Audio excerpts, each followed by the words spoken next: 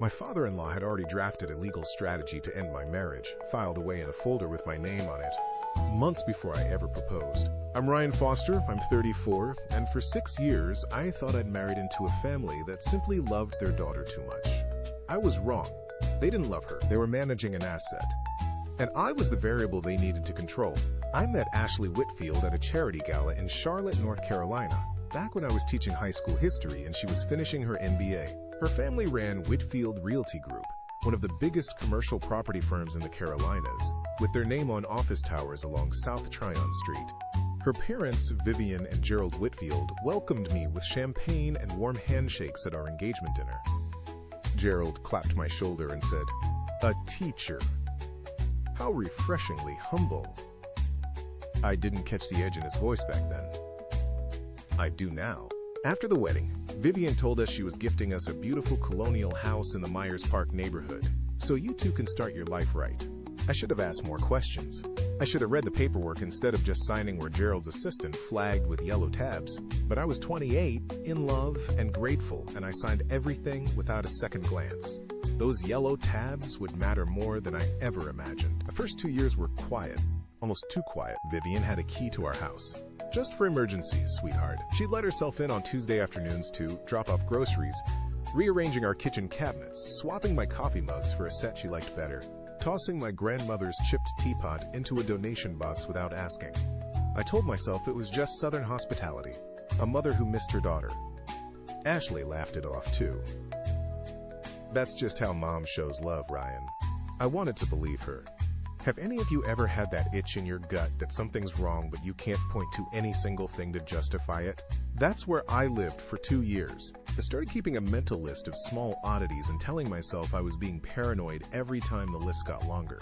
The real crack came when Ashley got pregnant with our twins. I expected joy. Instead, Vivian sat us down at their dining table, under that enormous chandelier she was so proud of, and said, "Naturally, the children should be raised close to us. We'll want to be involved in every decision. Schools, doctors, nannies. Not requested, announced." Gerald nodded along like this was already settled business, pouring himself a second glass of wine as if the matter were closed. I pushed back, gently at first. "We appreciate the support, but we want to raise our kids our way." Vivian's smile didn't move, but her eyes went cold. The kind of cold that makes the temperature in a room actually feel different. "Of course, dear. We just want what's best for the family." The word family always meant something different when she said it. It meant Whitfield family, not mine. 3 months after the twins were born, Ashley's tone toward me started shifting. Small comments, planted like seeds. "Mom thinks the boys should go to Covenant Hills Early Learning Center, not that daycare you toured. Dad says a teacher's salary will never give the boys the kind of life they're used to. Have you thought about business school?" I told myself she was just tired, hormonal, stressed from new motherhood. I made excuses for her the way you do when you love someone and you're terrified of the alternative. Then I found the bank statement. It was mid-October, a Tuesday, and I was going through our joint account to pay the twins' pediatrician bill. There was a transfer I didn't recognize, $18,000, moved out of our joint account into one labeled Whitfield Family Trust Minor Beneficiaries. When I asked Ashley that night, she wouldn't meet my eyes, suddenly very interested in folding burp cloths that didn't need folding. Finally, she admitted it.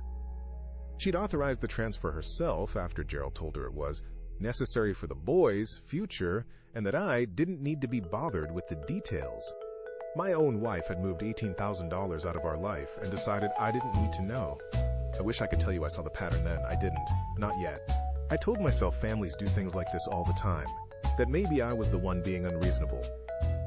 I confronted Gerald directly the following weekend, at their house on Providence Road.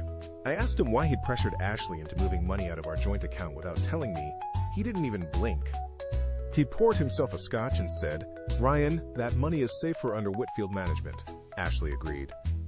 "Family assets require family oversight." "That money was ours, Gerald," I said. "My name is on that account, too." He smiled the way you smile at a child who doesn't understand math yet. "For now," he said. "For now." Those 2 words sat in my chest like a stone for weeks. I replayed them in the shower, in the car, grading papers at my desk during lunch when I should have been eating. I started paying closer attention after that. I noticed the nanny cam in the twins' nursery that Vivian had installed for safety fed directly to an app on her phone, not ours.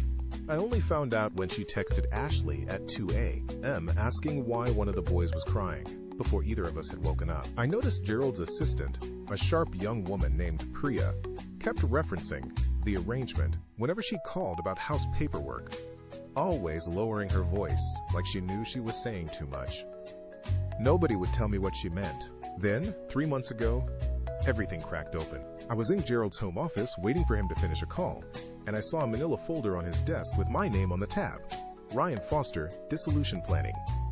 My hands were shaking as I opened it. Inside wasn't a single document, but an entire stack. A separation strategy, a property protection memo, a draft settlement template, a custody strategy for securing full physical custody for Ashley if our marriage ever ended, and a financial exposure assessment with my name across the top like a liability line. One memo even outlined an anticipated dissolution window. Once Ashley had produced 2 heirs and the boys were old enough for school, as if my marriage had been given an expiration date before it started. The oldest memo was dated 8 months before Ashley and I ever got engaged. 8 months before we got engaged. I read the date 3 times before my brain finally accepted it, my whole body going numb, the papers suddenly feeling far heavier than they actually were. This wasn't a contingency plan drawn up after trouble started. This was a blueprint written before I ever proposed. Gerald and Vivian had planned my exit before they'd even approved my entrance. I wasn't a son-in-law to them. I was a placeholder, someone acceptable enough to give Ashley a socially respectable marriage and 2 grandchildren to secure the family line. Until the moment they decided I'd served my purpose. I confronted Ashley that same night, folder in hand, and for the first time in 6 years, she crumbled instead of defending them. She admitted she'd known about the folder for more than 2 years. Not every memo inside it, but enough to know her parents had built a plan for if things didn't work out. They told me it was just protection, Ryan. I didn't think they'd actually... She couldn't even finish the sentence. Her hands were pressed flat against the kitchen counter like she needed it to stay upright. The days that followed were quieter than I expected. There was no screaming match, no dishes thrown. Just silence. A terrible, heavy silence as I sat across from the woman I married and realized I had never once been negotiating with her. I had been negotiating with her parents the entire time, and she had let me. I moved out that weekend, into a rental near the school where I teach, carrying 2 duffel bags and a box of the twins. Onesies I couldn't bear to leave behind. I hired my own attorney, Denise Okafor. When she read through the Whitfield documents, spreading them across her conference table, she pulled 1 page free and turned it toward me. Ryan, look at this deed. The Myers Park house had never actually been transferred to us. The deed still listed the Whitfield Family Trust as the owner. It had been buried in the same yellow-tabbed packet I'd signed without reading 6 years earlier. They didn't give you a house, Denise said quietly. They gave you permission to live in one. 6 years of pouring money into a home I'd been told was ours. And legally, it had never belonged to us at all. 2 weeks after I filed, Priya, who had quit Whitfield Realty 3 days earlier, reached out to me from a personal email address. She said she'd kept copies of early planning memos because someone should have a record no one could erase. The memo itself predated me, but someone had added my name to it by hand just 3 weeks after Ashley and I started dating, under a header that read, "Acceptable son-in-law risk profiles." I hadn't even met her parents yet. They were already assessing me on paper. The custody battle is still ongoing. Vivian comes with Ashley to every mediation appointment, always waiting just outside in tailored blazers, speaking softly about what's best for the boys to anyone who'll listen, as if she hadn't spent 6 years engineering this outcome. Gerald doesn't even bother hiding his contempt anymore. Last week he told my lawyer, in front of me, Ryan was always a temporary arrangement. Temporary. 6 years, 2 children, a home I never owned, hospital rooms when the twins were born 5 weeks premature. Temporary. Ashley reached out last week, asking to meet for coffee at a place far from anywhere the Whitfields frequent. She wanted to apologize, to explain that she was raised inside a family where love and control were the same language, and she never learned to separate them. I believe that part. I think she's a casualty of the same system that tried to process me out of the family. Her upbringing explained her silence. It didn't excuse it. But here's what stays with me at night. Last month, I picked up the twins from Vivian's house during my scheduled parenting time, and she stood in the doorway holding both boys' hands, smiling that same smile from our engagement dinner, and said, "We'll always take care of them, Ryan. Family takes care of family." She said it like a promise. It landed like a threat. I keep asking myself what I missed. Was there one single moment in 6 years where I could have seen the folder before it became my life?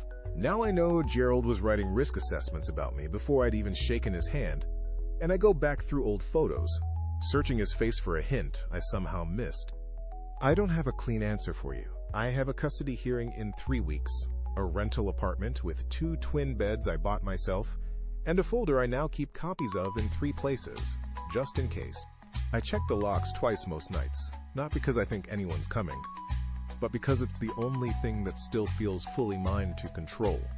If you were me, would you have fought for the marriage or run the moment you found that folder? Would you forgive Ashley for staying silent for more than 2 years? Or is silence its own kind of betrayal? Tell me in the comments, because some nights I still don't know which answer is the right one.